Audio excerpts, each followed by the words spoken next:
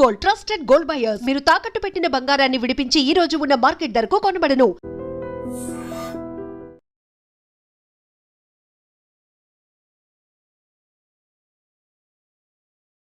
మనతో పాటు phone in లో జాయిన్ అవుతున్నారు చెలమల్ల కృష్ణారెడ్డి గారు, senior most Congress leader. And ఎప్పటి నుంచో మునుగోడు అనగానే చెలమల్ల కృష్ణారెడ్డి గారే గుర్తొస్తుండే. బట్ అఫ్ కోర్స్ కొన్ని సందర్భాల్లో ఆర్ కొన్ని సర్కమ్స్టాన్సెస్ లో ఆయన ఎట్లా త్యాగం చేసిండు ఆయన సీట్ ని. ఇప్పుడు మునుగోడు ఎమ్మెల్యే ఎవరో మనందరికీ తెలిసిందే, రాజగోపాల్ రెడ్డి గారు, కోమటిరెడ్డి రాజగోపాల్ రెడ్డి గారు. అయితే లాస్ట్ మూమెంట్ లో కృష్ణారెడ్డి గారికి రావాల్సినటువంటి సీటు రాజగోపాల్ రెడ్డి గారికి వెళ్ళింది, అంతే కదా సార్? అంతేనండి. Yes sir. సార్ ఇప్పుడేమో మళ్ళా మరి మునుగోడుకి బై ఎలక్షన్ వస్తుంది అని అంటున్నారు. ఏంటి సార్, ఎందుకట్లా అంటే ఆయన ఎందుకట్లా మాట్లాడుతారు అంటారు సార్? మేడం, బై ఎలక్షన్ వస్తుంది అన్నటువంటిది డౌటేనండి. అట్లాంటిది ఏం జరగకపోవచ్చు 100%. కాకపోతే ఆయన వర్షన్ అంతా ఏంటంటే మునుగోడు డెవలప్మెంట్ గురించో లేకపోతే మునుగోడు ప్రజలను ఉద్ధరించడానికి కాదు. అది ఓన్లీ ఏంటంటే ఆయనకు మంత్రి పదవి కావాలి. నాకు అధిష్టానం చెప్పింది, అధిష్టానం రాసి ఇచ్చింది, అది ఇదని చెప్తాడు. నాకు కూడా అధిష్టానం చెప్పిందండి. బై ఎలక్షన్ అప్పుడు నేను సీట్ అడిగితే నన్ను ఏమన్నారంటే రెగ్యులర్ ఎలక్షన్లో 100% నీదే సీట్ అని చెప్పి 5 ఏఐసీ సెక్రటరీ నాకు కూడా రాసి ఇచ్చే లెటర్ మీద జరగలేదు కాబట్టి నేను జరగనంత మాత్రాన నేనేం చేసాను, సైలెంట్ అయిపోయినాం అంతే. దానికి ఇప్పుడు ఈయన కూడా మంత్రి పదవి ఇవ్వలేదని మంత్రి పదవి గురించి అలిగేషన్ పెట్టుకుంటా పార్టీని, సేమ్ పార్టీలో ఉండి సేమ్ పార్టీని దూషించడము, సేమ్ పార్టీ పెద్దలను, ఇప్పుడు సీఎం గారిని మాట సీఎం గారిని దూషించడము, ఏం స్కీమ్స్ జరగట్లేదు అనడం. ఎందుకంటే కాంగ్రెస్ పార్టీ నిజంగా చెప్పాలంటే రేవంత్ రెడ్డి గారి పరిపాలన, కాంగ్రెస్ పరిపాలన 100% మంచిగా ఉంది. కాకపోతే పెట్టినటువంటి స్కీమ్స్ ఏవైతే ఉన్నాయో ఒక 4 రోజులు వెనక ముందు అయినాయి. కానీ ఇప్పుడు మాత్రం ఆల్రెడీ పబ్లిక్ కూడా అందరు సాటిస్ఫైగా ఉన్నారు. ఆల్రెడీ మహిళా ఉచిత బస్ ఇచ్చిండ్రు. నెక్స్ట్ 200 యూనిట్ల వరకు ఉచిత కరెంట్ ఇచ్చిండ్రు. నెక్స్ట్ ఇంకొకటి ఏంటంటే సన్న బియ్యం ఇచ్చినాం, రైతు బంద్ చేసినాం, రుణమాఫీ చేసినాం. ఇంకా 1-2 బాకీ ఉన్నాయి. అవి కూడా ఖచ్చితంగా అంచెల వారీగా కంపల్సరీ అవుతాయి. ఎందుకంటే ఆర్థిక ప్రాబ్లం, ఫైనాన్షియల్ ప్రాబ్లం ఉంది కాబట్టి కొంచెం వెనక ముందు అవుతున్నాయి, అంతే తప్పితే వేరే ఏం లేదు. ప్రజలు మాత్రం ఎవరు కూడా మునుగోడు బై ఎలక్షన్ కోరుకోవట్లేదు. అదేవిధంగా కాంగ్రెస్ ప్రభుత్వం మీద వ్యతిరేకతతో కూడా ఎవరు లేరు. కాకపోతే మనం సేమ్ పార్టీలో ఉండి సేమ్ పార్టీని దూషించడం అనేది తప్పది. నీకు కావాల్సింది ఏంటి, అటు ఇటు పోతాడు. నేనేమంటాను, నేను ఎల్బీనగర్కి వెళ్ళి పోటీ చేసినట్టయితే ఇలా స్టేట్లో మంత్రిని అవుదును, ఇవాళ స్టేట్ నా మంత్రి పదవి వచ్చేది, నేను మంత్రి పదవిని త్యాగం చేసుకుని మునుగోడుకు వచ్చినా అంటాడు. కరెక్టే, త్యాగం చేసినావు కదా, అయిపోయింది కదా. త్యాగం అనే వర్డ్ కానీ అయిపోయింది కదా ఆల్రెడీ.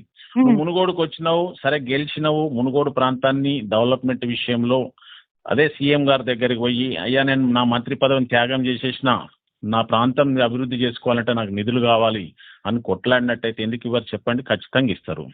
మన అదృష్టం ఏంటంటే సార్ ఎల్బీ నగర్కి వెళ్ళే పోటీ చేస్తారని అనుకున్నారు అందరు కూడా, ఎందుకు చేయలేదు సార్? ఎందుకు చేయలేదు? ఎల్బీ నగర్ చేసుకున్నాడు, సర్వే చేసుకుంటే ఎల్బీ నగర్ లో గెలవడం తెలిసింది. అప్పటి కాంగ్రెస్ పార్టీకి వెళ్ళి బీజేపీ పోయిన తర్వాత కాంగ్రెస్ పార్టీ అధోగతి పాలు ఉంటే నేను ఆల్రెడీ పార్టీని గ్రాఫ్లకు తీసుకొచ్చినాను. దాన్ని ముందుకు తీసుకొచ్చిన తర్వాత సర్వే చేసుకొని ఆ రోజు మునుగోడుకి వెళ్ళి అయితేనే గెలుస్తానని చెప్పేసి నా నోటికాడి బుక్కను గుంజుకొని ఆ రోజు ఇన్ఫ్లుయెన్స్ ఉపయోగించి తీసుకున్నాడు. సరే తీసుకున్నావు, చేసినావు, నీ అదృష్టం కలిసి గెలిచినావు. గెలిచిన తర్వాత నువ్వు ఆల్రెడీ ఎల్బీనగర్లో త్యాగం చేసిన అంటున్నావు కదా. త్యాగం చేసినాక మళ్ళీ మునుగోడుకు వచ్చినాక నీకు మంత్రి పదవి ఎందుకు? నువ్వు మునుగోడు ప్రజల మీద మంచి, నీకున్నది మునుగోడు ప్రజలకు త్యాగం చేస్తున్న జీవితాన్ని అంటున్నావు. త్యాగం చేసినప్పుడు మంత్రి పదవి ఎందుకు? నువ్వు డెవలప్మెంట్ చేయి. ఇవాళటి వరకు కూడా నీకు ఆల్రెడీ మునుగోడులా ఎన్ని గ్రామాలు ఉన్నాయి తెలియదు. ఇవాళటి వరకు కూడా కనీసం నిజంగా చెప్పాలి అంటే ఊర్లలో రోడ్లు లేని విలేజ్లు 28 విలేజ్లు ఉన్నాయి. ఇవాళటి వరకు కూడా ఇన్ని ఏళ్ల సంది కూడా కనీసం హైదరాబాద్ కూతవేటు దూరంలో ఉన్నది 28 గ్రామాలకు మట్టి రోడ్లే ఉన్నాయి ఇవాళటి వరకు కూడా. కనీసం నువ్వు ఏ రోజు కూడా సందర్శించిన పాపాన ఓలే. అదేవిధంగా ఇరిగేషన్ ప్రాబ్లం, మనది fluoride area, drinking water problem కూడా ఉంది. మిషన్ భగీరథకెళ్ళి సరైన వాటర్ రాక అదే ఫ్లోరైడ్ నీళ్లు వాటర్ ఫిల్టర్ చేసుకొని తాగుతున్నారు. సేమ్ సమస్య అట్లే అవుతుంది. ఇలా లక్ష్మగూడెం, లక్ష్మీదేవిపల్లికి కూడా ఆల్రెడీ లక్ష్మాపురం ప్రాజెక్ట్ ఒకటి ఉన్నది. నెక్స్ట్ ఇంకొకటి శివనగూడెం ప్రాజెక్ట్ అవుతుంది. దాని ద్వారా నువ్వు దాన్ని స్పీడప్ అయ్యేందుకు గవర్నమెంట్ మీద ప్రెషర్ పెట్టి నువ్వు కంప్లీట్ చేయించినట్టయితే మునుగోడు ప్రజల్ని నర్శిస్తారు. అదే విధంగా ఇంకోటి కూడా ఏంది, ఇలా నారాయణపురం మండలం చౌటుప్పల్ మండలం కూడా డ్రాట్ ఏరియా, దానికి నీ వాటర్ సోర్స్ లేదు. నువ్వు ఇలా శివాన్నగూడెంకి వెళ్ళి రాచకొండ లిఫ్ట్ ఇరిగేషన్ పెట్టినట్టయితే దానికి ఎస్టిమేషన్ రెడీ అయ్యింది, సర్వే రెడీ అయ్యింది. లిఫ్ట్ ఇరిగేషన్ పెట్టినట్టయితే చౌటుప్పల్ మండలం అండ్ నారాయణపురం మండలం కూడా సస్యశ్యామలంగా ఉంటుంది, డ్రింకింగ్ వాటర్ కూడా ప్రాబ్లం ఉండదు. అదే విధంగా ఇంకొకటి ఏంటంటే ఇరిగేషన్ ఫీడర్ ఛానల్స్ ఉన్నాయి. ఒకటి శేషిరెడ్డి వాగు, ఇంకోటి ఏంటంటే వెల్మకన్న ఫీడర్ ఛానల్, అదేవిధంగా సర్వేల్ టు కొత్త చెరుకు ఫీడర్ ఛానల్, ఇట్లాంటివి ఏంటంటే ఫీడర్ ఛానల్ కూడా ఉన్నాయి. ఇవన్నీ చేసేది వదిలిపెట్టి అన్నిటికీ ఏమున్నా కానీ నాకు మంత్రి పదవి రాలేదు, నాకు మంత్రి పదం త్యాగం చేసినా నీ నోటితో నువ్వే చెప్పినావు. ఒకసారి త్యాగం చేసినాక మళ్ళీ ఎక్స్పెక్ట్ చేయడం ఏంది? నువ్వు కాన్సన్ట్రేషన్ చెయ్యి, నువ్వు మునుగోడు మీద కాన్సన్ట్రేషన్ చేసి ఈ ప్రాంతాన్ని అభివృద్ధి చేయడానికి చెయ్యి. మేము కూడా 100% నీకు సహకారం అందిస్తాం. గత 6 నెలల నుంచో 8 నెలల నుంచో తను మంత్రి పదవి ఆశిస్తున్నాడు సార్. క్లియర్ కట్ గా తానే చెప్తున్నాడు కదా, నాకు హోం మంత్రి పదవి వస్తే నేను బీఆర్ఎస్ లా అవినీతి చేసిన వాళ్ళందరినీ తీసుకుపోయి జైలు వేస్తా, ఇట్లాంటి మాటలు కూడా మాట్లాడిండ్రు. అంటే గతంలో ఏమైనా ఛాన్స్ ఉండేనా సార్ నిజంగానే హోంమంత్రి అయ్యే ఛాన్స్? లేదండి, ఒక్కటండి హోంమంత్రి అని ఎవరు ఇవ్వలే, ఆయన ఊహించుకున్నాడు. కానీ కాంగ్రెస్ పార్టీ ఒకటే చూడండి, ఏ పార్టీలన్నా అన్నదమ్ములు 2 మంత్రి పదవులు ఒక ఇంట్లో ఉన్నాయా? మీరే చెప్పండి, ఏ పార్టీ ఏదన్నా ఉంది? కాంగ్రెస్ పార్టీ చరిత్ర మొత్తం తిరిగేది చూడండి. రాజశేఖర రెడ్డి పెరిగేది కానీ, నెదురుమల్లి జనార్దన్ రెడ్డి గారి పీరియడ్లు కానీ, చెన్నారెడ్డి గారి పీరియడ్లు కానీ, అందరి పీరియడ్లు కూడా మీరు ఎక్కడైనా తిరిగి చూడండి, ఒక్క ఇంట 2 మంత్రి పదవులు అనేవి లేవు. ఇవాళ మీ బ్రదర్ ఉన్నాడు వెంకటరెడ్డి గారు, సీనియర్ కాబట్టి ఆయన ఆల్రెడీ ఆర్ఎండ్బి మినిస్టర్ గా ఉన్నాడు. అదే విధంగా సీనియర్ అయినటువంటి ఉత్తమ్ కుమార్ రెడ్డి గారు ఉన్నారు, ఇరిగేషన్ మంత్రి గారు ఉన్నారు. మన అదృష్టం ఏంటంటే 2 సీనియర్లు 2 మంచి శాఖలకు ఉన్నారు. వాళ్ళ దగ్గరికి పోయి వాళ్ళను కాన్ఫరెన్స్ కి ఇన్వైట్ చేసి, అయ్యా మాకు ఈ సమస్యలు ఉన్నాయి, ఖచ్చితంగా మీరు సాల్వ్ చేయండి అన్నట్టయితే వాళ్ళు ఒప్పుకుంటారు. తర్వాత అవే సమస్యలను తీసుకుపోయి సీఎం గారి ముందర పెట్టి, నేను మంత్రి పదవి వద్దు, నాకు ఏదొద్దు, నా ప్రాంతం అభివృద్ధి నాకు ఇంపార్టెంట్, మీరు నాకు కోఆపరేట్ చేయండి అని అడిగినట్టయితే ఖచ్చితంగా నిధులు వస్తాయి. నేను ఎవరిని అడగను, నా కాన్ఫరెన్స్ కి మీరు ఎవరు రావద్దు, ఎంపీలను రావద్దు అంటాడు, మినిస్టర్లను రావద్దు అంటాడు. ఎవరిని రావద్దు అంటే నీకు నువ్వు ఎక్కడ చేస్తావు? అవునా? ఆయన ఎవరు రానివ్వట్లేదు. ఇప్పటి వరకు ఎవరైనా ఒక మంత్రి వచ్చిండా చెప్పండి? మా కాన్ఫరెన్స్ కి వచ్చి 2 సంవత్సరాలు దగ్గర 2 సంవత్సరాలు అవుతుంది కాంగ్రెస్ ప్రభుత్వం వచ్చి, ఇప్పటి వరకు ఒక మంత్రిని ఇన్వైట్ చేయడు. ఇవాళ చామల కిరణ్ రెడ్డి ఎంపీ గెలిచిండు, ఆయన ఇప్పటి వరకు మా కాన్ఫరెన్స్ కి వెళ్ళడానికి వచ్చిండా? ఇన్వైట్ చేసిండా? ఏదైనా రావాలంటే ఆయన పర్మిషన్ తీసుకొని రావాలి. పక్కకు ఆల్రెడీ మీటింగ్లు అయితే కూడా సీఎం గారి మీటింగ్ నల్గొండలో ఒక 3 సార్లు అయినాయి. నల్గొండ జిల్లా ఉమ్మడి నల్గొండలో ఏ ఒక్కరిని పోనివ్వడు, ఆయన రాడు. ఖర్గే గారు వస్తే కూడా ఖర్గే గారి మీటింగ్ కూడా ఎవరిని పోనీయలే. అంటే కాంగ్రెస్ కార్యకర్తలు కూడా నిజంగా చెప్పాలంటే కాంగ్రెస్ పార్టీ జెండా కింద పడేసిపోయి రాజగోపాల్ రెడ్డి గారు పడేసిపోయినాడు. నేను వచ్చి జెండా పట్టుకొని నిలబెడితే నా ఎమ్మడి కష్టపడ్డటువంటి కార్యకర్తలు ప్రతి విలేజ్ లో ఉన్నారు. ఇవాళ 176 గ్రామాలండి మునుగోడ్ల, 176 గ్రామాలు. నేను ప్రతి గ్రామం తిరిగిన, ప్రతి గ్రామంలో జెండా దిమ్మలు కట్టించిన, జెండాలు ఎగిరేసిన. నా ఎమ్మడి ఎంతో మంది కార్యకర్తలు కూడా కష్టపడ్డారు. నేను దాని బేస్ ఎట్లా తయారు చేసిందంటే కాంగ్రెస్ కార్యకర్తల్ని గ్రామ శాఖలో 24 మందిని పెట్టిన, మండల శాఖలో 24 మంది పెట్టిన, బ్లాక్ లో 24 మందిని పెట్టి బిల్డప్ చేసుకున్న ఒక్కొక్క విలేజ్ లా నేను ఒక్కొక్క గ్రామంలో 24 మంది కార్యకర్త సైనికులను తయారు చేసుకున్నా. అదేవిధంగా మండలంలో 24 మంది సైనికులను తయారు చేసుకున్నా, బ్లాక్ లో తయారు చేసుకున్నా. వీళ్ళందరినీ పెట్టుకుని నేను టీం తయారు చేసుకున్న తర్వాత ఆ రోజు నువ్వు ఎల్బీ నార్కెల్ చేస్తా అని చెప్పి సర్వే చేయించుకుని అక్కడైతే గెలవను, మునుగోడు అయితే బాగుందని చెప్పి మునుగోడుకు వచ్చినాడు. ఇవాళ అట్లాంటి కష్టపడ్డ కార్యకర్తను ఇవాళ ఇగ్నోర్ చేస్తున్నావు, వాళ్ళని దగ్గర రాణిస్తలేవు. వాళ్ళని ఇవాళ ఏమున్నా నీ ఎమ్మడి బీజేపీకి వచ్చి బీజేపీకి వెళ్ళి మళ్ళీ కాంగ్రెస్ స్కూల్లోకి వచ్చిన వాళ్ళని మాత్రమే నువ్వు ప్రియారిటీ ఇస్తున్నావు. క్లియర్ గా చెప్తున్నాడు ఆయన, నా ఎమ్మడి ఎవరైతే ఉన్నారో వాళ్ళకే ప్రాధాన్యత ఇస్తా, నేను మీకు ఎవరికి ఇయ్యను, మీరంతా కృష్ణారెడ్డి మనుషులు. అర్థం ఏంటంటే వాళ్ళంతా కృష్ణారెడ్డి మనుషులు కాదండి, నిజంగా చెప్పాలంటే కాంగ్రెస్ మనుషులు, మొత్తం పక్క కాంగ్రెస్ కార్యకర్తలు. ఓకే సార్, ఇప్పుడు మరి కోమటిరెడ్డి బ్రదర్స్ వీళ్ళిద్దరికే పడతలేదా సార్? ఈ చర్చ కూడా ఉన్నది. ఎందుకంటే మొన్న ఒక కార్యక్రమంలో వెంకటరెడ్డి గారు సీఎం కి ఫోన్ చేసి, ఓ అన్న నీకోసం నేను పూజ చేసిన, 10 ఏళ్ల పాటు నువ్వే సీఎం అంటున్నారు ఆయన, ఈయననేమో తెల్లారులేస్తే సీఎం ని తిడుతుండ్రు. ఏంది సార్, ఏమవుతుంది? ఇంకా వాళ్ళిద్దరు ఇంటర్నల్ మనకు తెలియదు మేడం, తెలియని విషయాలు నేను చెప్పడం కూడా బాగుండదు. కాకపోతే వెంకటరెడ్డి గారు సీనియరు, నిజంగా చెప్పాలంటే ఆయన తలుచుకుంటే ఆయన బోలాశంకరుడు. మ్మ్.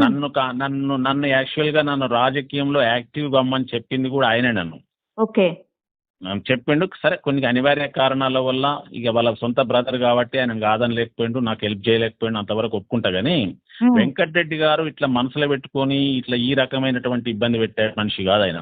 ఓకే. మరి వాళ్ళ ఇంటర్నల్ గా ఏముంది వాళ్ళ బ్రదర్స్ కి నాకు కూడా అంత ఐడియా లేదు మేడం. అది వాళ్ళ పర్సనల్ కాబట్టి మనం దాంట్లో నేను రాదలుచుకోలేదు. ఆ. నేను ఒకటే చెప్పదలుచుకున్నాను ఇవాళ, ఇప్పుడు ఇప్పుడు ఇప్పుడు ఈ అంటే ఇప్పుడు మీ పేరు చాలా పెద్ద ఎత్తున వినిపిస్తోంది సార్. ఏంటంటే ఈ బ్లాక్ మెయిలింగ్ ఏంది? ఎప్పుడు చూడు మంత్రి పదవి అంటాడు, దేనికైనా త్యాగానికి సిద్ధం అంటారు. మరి ఏంది ఆయనకున్న ఆప్షన్స్ ఏంది? మళ్ళా ఏమైనా బయటకు పోతారా అనేది ఒక చర్చ రాజగోపాల్ రెడ్డి గారి మీద.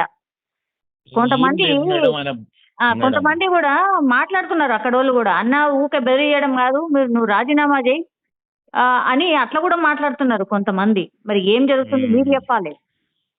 ఏం లేదు మేడం, ఆయన రాజీనామా చేయడు, ఏం చేయడు, చేసి ఎక్కడ పోతాడు? ఇప్పుడు ఎక్కడ పోడు, ఇంట్లోనే ఉంటాడు. కాకపోతే ఏంటంటే బ్లాక్ మెయిల్ చేస్తాడు. బ్లాక్ మెయిల్ చేసి నాకు మంత్రి పదవి అంటాడు. కానీ మంత్రి పదవి అనేది ఆల్రెడీ అధిష్టానం క్లియర్గా ఉంది. మంత్రి పదం ఆల్రెడీ ఇచ్చినాము, వాళ్ళ బ్రదర్కి ఇచ్చినాం కాబట్టి నీకు రాదన్నటువంటి ఆయన మనసుకు ఆయనకు కూడా తెలుసు. అది కాకుంటే ఏంటంటే ఏమంటే ఏదో ఒకటి చేసుకుంటే ఇట్లనే మాట్లాడుతుంటారు. ఆయనకి ఏంటంటే పొద్దునోటి సాయంత్రం మాట్లాడడం వల్ల ఆయనకు అలవాటు. అది ఏంటంటే పొంతన లేకుండా మాట్లాడతాడు. మేము ఒకటే చెప్తున్నాం, రాజగోపాల్ రెడ్డి గారికి 100% మేము సహకరించడానికి లోకల్ గా నేను అక్కడ పుట్టిన ఆ ప్రాంతం బిడ్డగా చెప్తున్నా.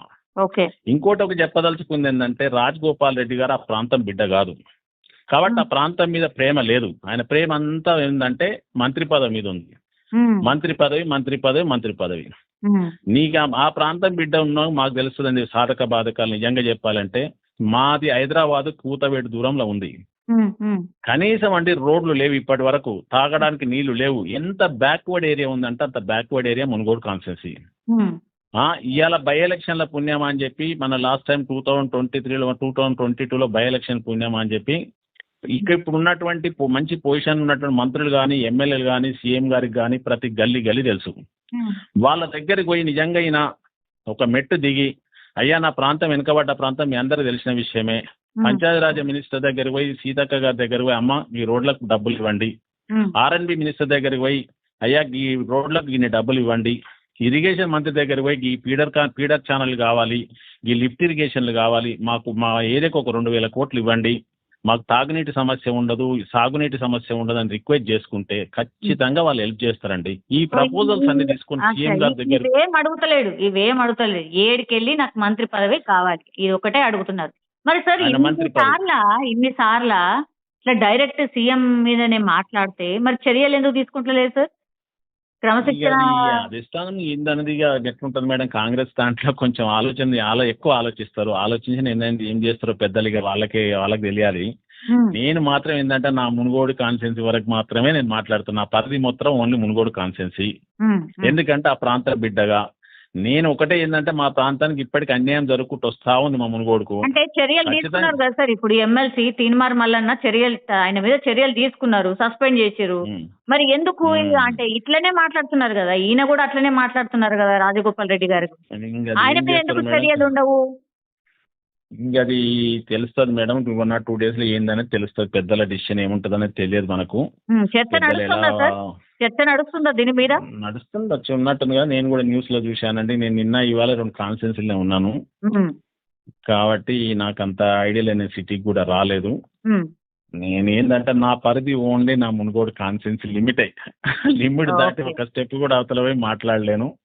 నేను ఒకటే రిక్వెస్ట్ చేయదలుచుకున్నా, నా ప్రాంతం అభివృద్ధి గురించి నా ప్రాంతం బిడ్డగా నా చివరి శ్వాస ఉన్నంత వరకు నా పబ్లిక్ ఉన్న ప్రజలకు అందుబాటులో ఉంటా, నా ప్రజలకు సేవ చేసుకుంటా, నా ప్రాంతాన్ని అభివృద్ధి చేసుకుంటా. అది మాత్రం అది. Thank you sir, thank you so much. Thank you madam, thank you అండి. నిజంగా ప్రస్తుతం ఉన్నటువంటి సమాజం దేనికి ప్రయారిటీ ఇస్తుంది? ఆర్థిక సంబంధాల చుట్టూ మాత్రమే తిరుగుతోంది. మళ్ళీ ఎన్నికలంగానే చాలా విరక్తి కలుగుతున్నాం. మంచి అనిపిస్తుంది కదా, లేడీస్ కూడా ఛాలెంజింగ్ జాబ్స్ చేసినప్పుడు చాలా బాగుంటది. ఫుడ్ డెలివరీ ఇవ్వటానికి వెళ్ళినటువంటి డెలివరీ బాయ్ అనిల్ పై కళ్ళ ముందు